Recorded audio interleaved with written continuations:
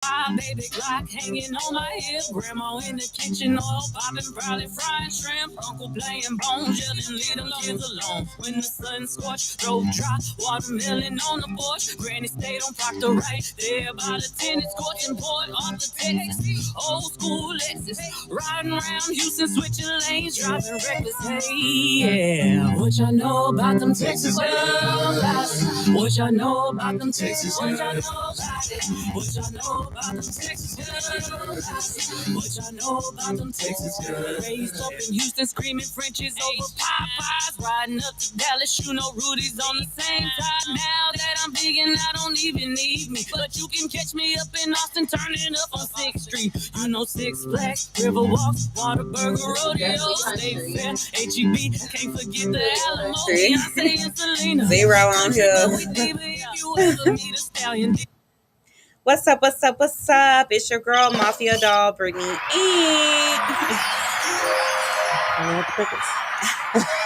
Who put those crickets in here? Well, I'm ready for the buttons today. Lovey, are you still on vacay? Yeah, I was never on vacay. I was definitely working on vacay. Yeah, I was definitely working. This motherfucker was working Essence Festival. To me, that sounds like a great work vacay. Like, I would have turned it into something else because it wasn't all work. Like, I know you played. It was a slight play. What the fuck? Who goes to Essence in New Orleans? Okay, for those of you who don't know about Essence Festival, it's one of the biggest, blackest events you can do for the year. Like, people leave Essence and book for the next year. So you definitely, if you don't know, you need to know. Like, everybody performs. They have panels. Yeah, Janet Jackson was there. Oh, Nikki was definitely there. Facebook user says, "Hey, people." Hey, Facebook user. It would be great if we knew who the hell you were. It could be, excuse me, it could be Rashad. Okay, Rashad. It could be, It could be a lot of different people. Last time it was Boris. Yeah. I don't know why. He just got an old white man named Boris. I'm like, it's stupid. Every time I think, I'm like, where did they get that? Right, where did they get that from? German and shit, like. Oh, wow. It's only one other one. All the German names, he had to be a Boris. Yep. Every time I think of Boris, I think of like, not Cujo, like Willard, like the dude from Willard, like something old. I don't know. Dude from Willard. You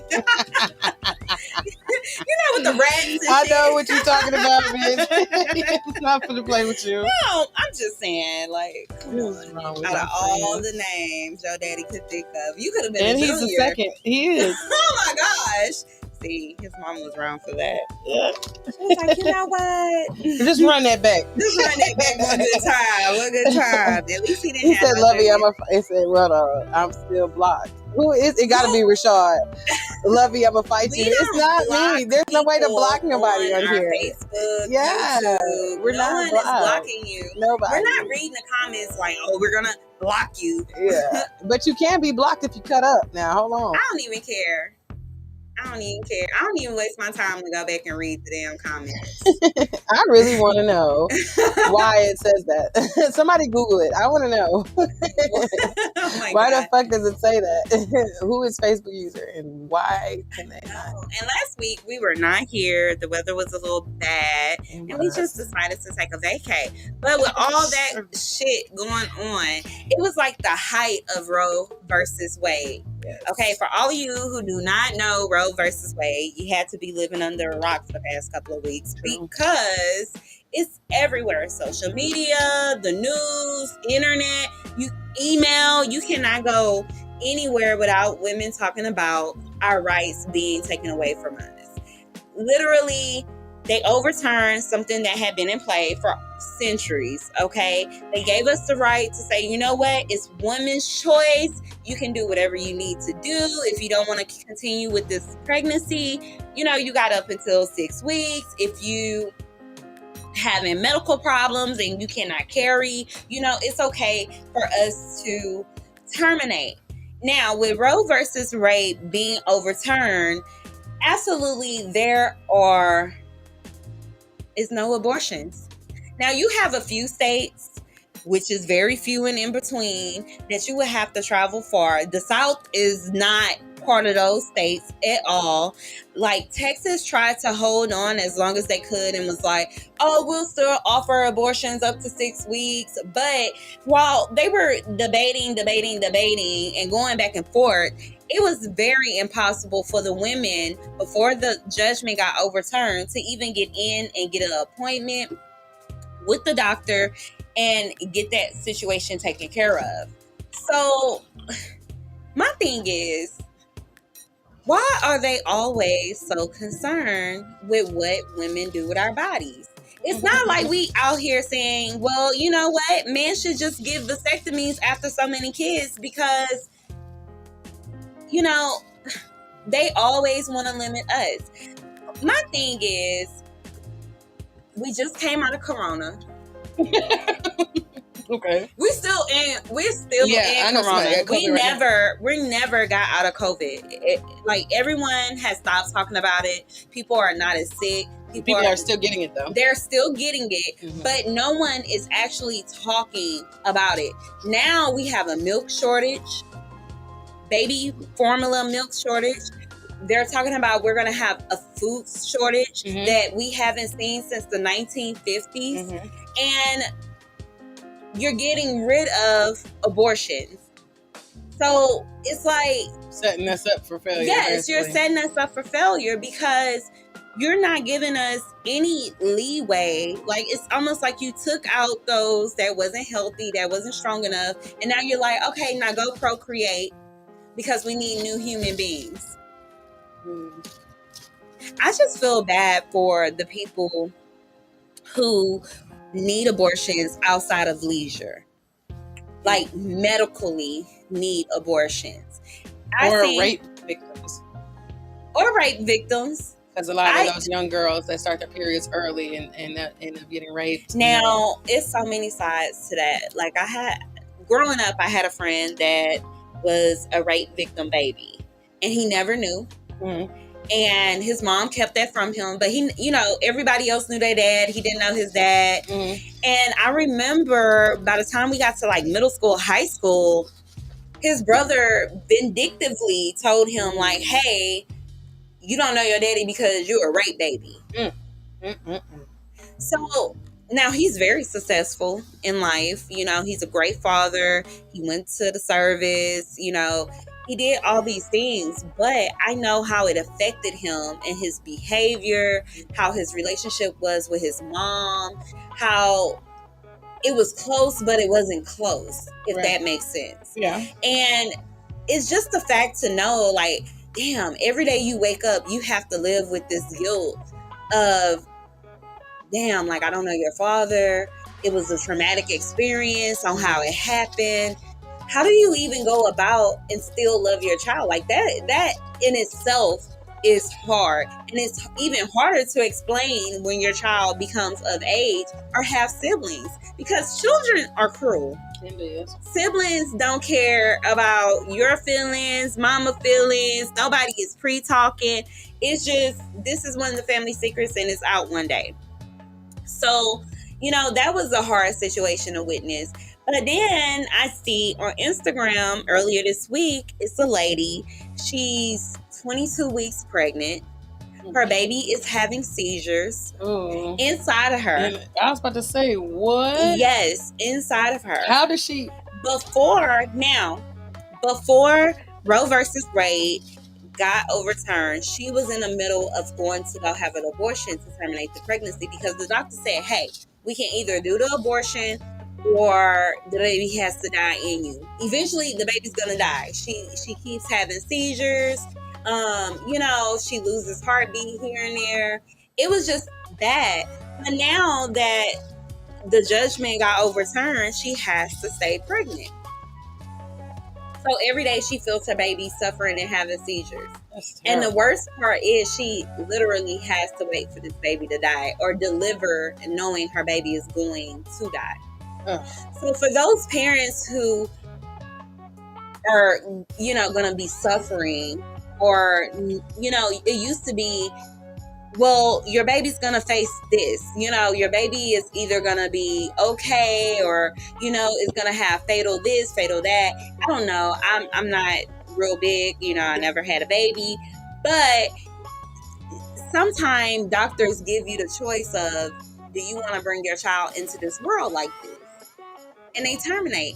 Now, for all those medically treated people that cannot get treated, what are they to do? It's not just, oh, I got pregnant, I made a mistake, oh, I don't know who my baby daddy is, oh, I got raped, oh, this and that. Like, it's other medical reasons that women get abortions. Ectopic pregnancies. What's that? So basically, that's when you're pregnant and your baby isn't in your uterus, but you're actually carrying your baby in your tube. Oh, wow. Exactly. So that could be death for the mom and the child. It's just not great. Right. So, but under this overturning, then basically it's just like, too bad, so sad, you're having it anyway. Exactly. And I don't know if you ladies are familiar. There's a new document series on HBO called Meet the Janes. And it's basically about a group of women back in the 70s, 60s, 70s, and they created an abortion clinic. And it wasn't Planned Parenthood story. Yes.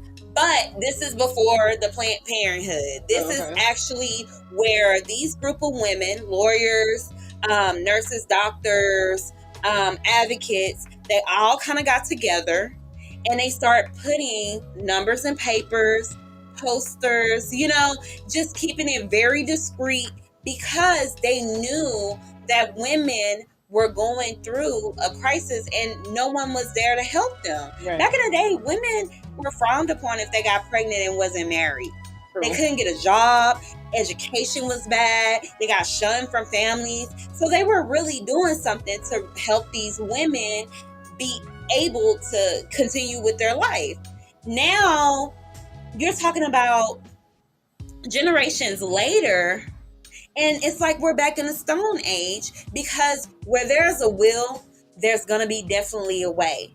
Canada has not got rid of abortions. And for a while, that's where people were looking like before the decision was made. Like, oh, am I going to travel, you know, to Canada? Mm-hmm. Am I going to travel up north? What is going to happen? And with that being said, can you imagine the cost, how the cost is going to go up? Right. We're not talking about a few hundreds anymore. We're talking about almost thousands now. Because you got to do travel. You can't leave immediately. This is a couple of days of your life that you're going to make this decision.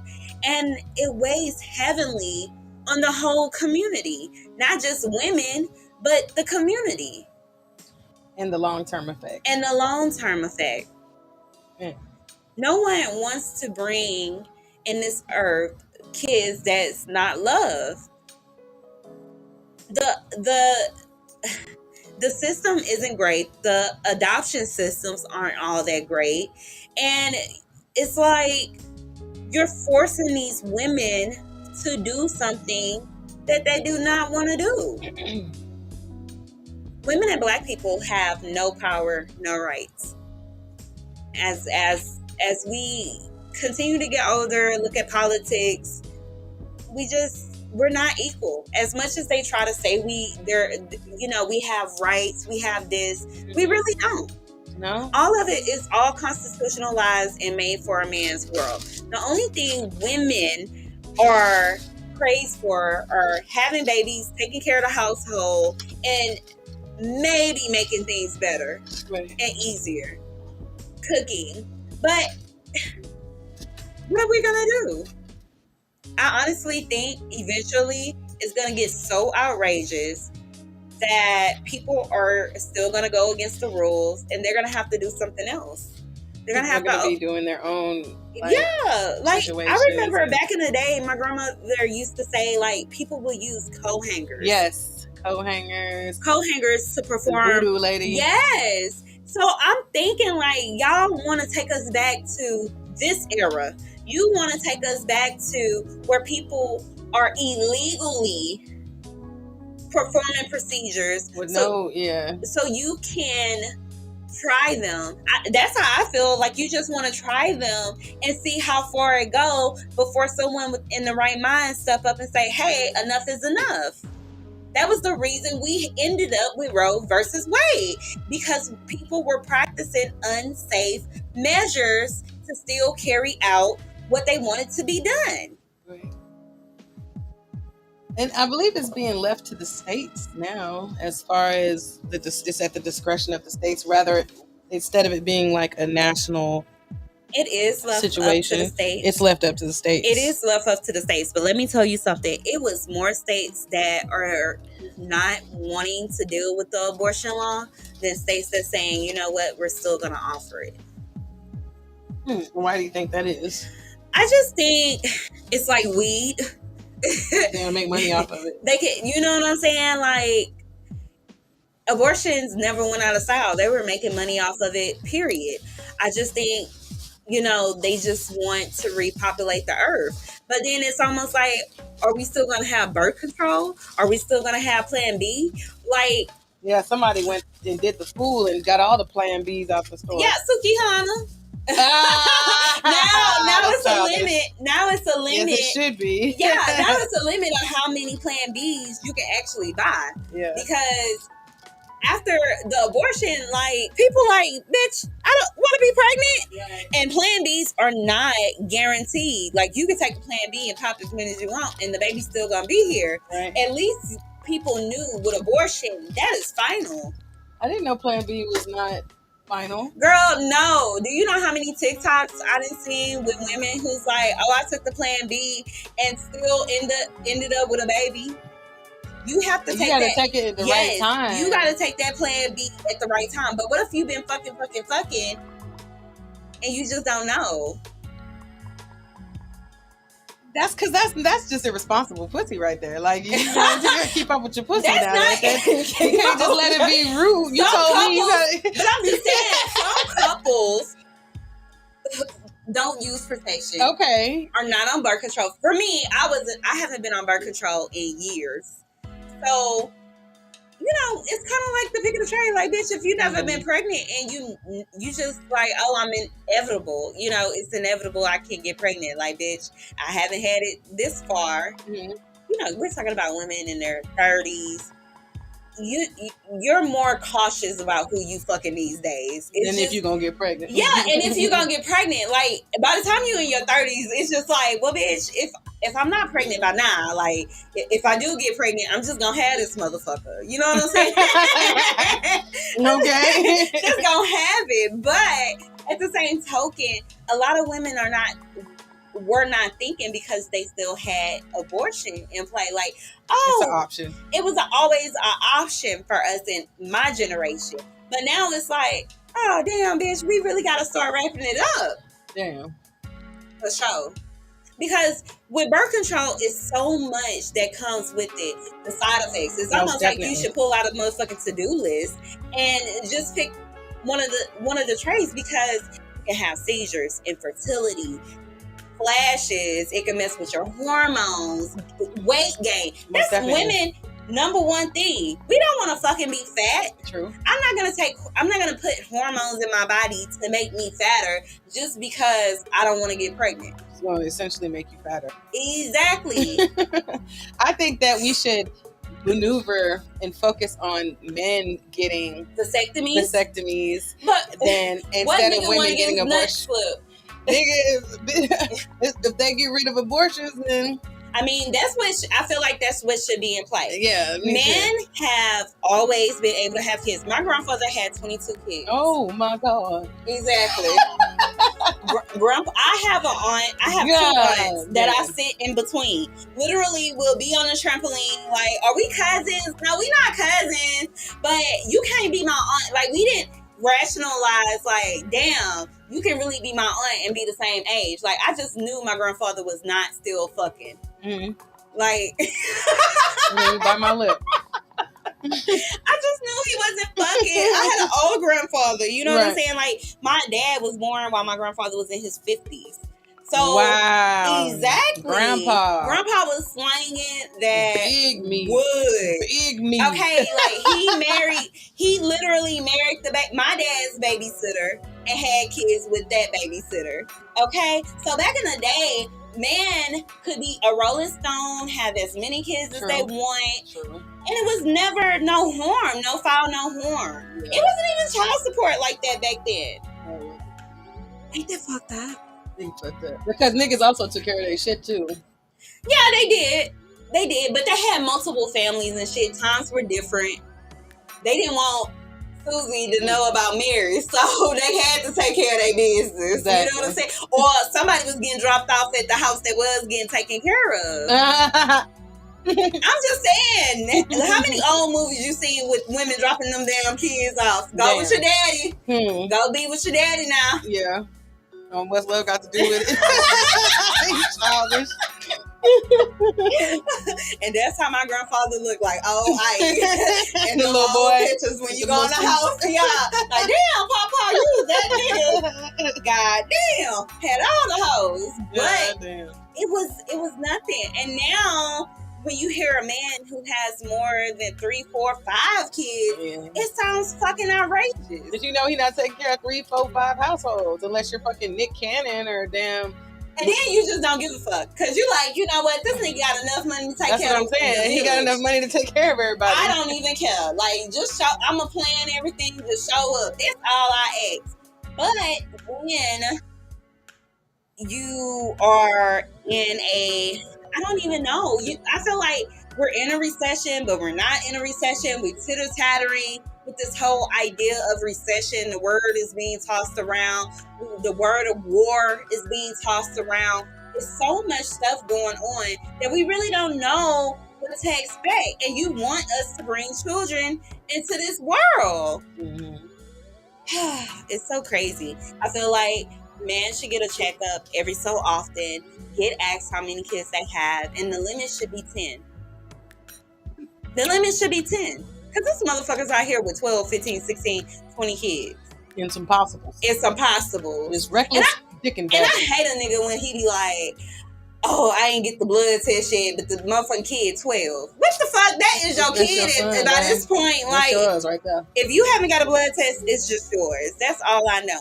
But they should go get He said if you ain't got a blood test, it's just yours. It's just yours. Like, if they calling you daddy and been calling you daddy, you just daddy at this moment. Like, don't renege, don't take away. I think that's the nastiest thing a man can do is throw up, oh, I need a blood test. Well, motherfucker, that make a bitch not even want to think about procreating with you. But I mean, the way bitches are these days, I'm not even mad that how our bitches are these days. I'm saying, I feel like bitches been like this forever. You right. What? I just feel like these days been happening getting forever. more scandalous. Like as far as trapping niggas, like when I be hearing about what these bitches be doing, turkey basting and all kinds of shit, trying to lock like niggas in, you know, that kind of shit. This is good for all the niggas who be cheating. All the niggas who be cheating. This is good for them because they can't get no abortion unless they sending bitches. Exactly. Because let me tell you something. For years, niggas will have a side chick and be like, "Oh, we just gonna get an abortion. Mm-hmm. We gonna go to the abortion clinic." Mm-hmm. Ask the nigga before this got overturned how many abortions he didn't pay for. And who do you think played more of a role in overturning it? Men, not women. Men. White man at that. White man at that. Old white man.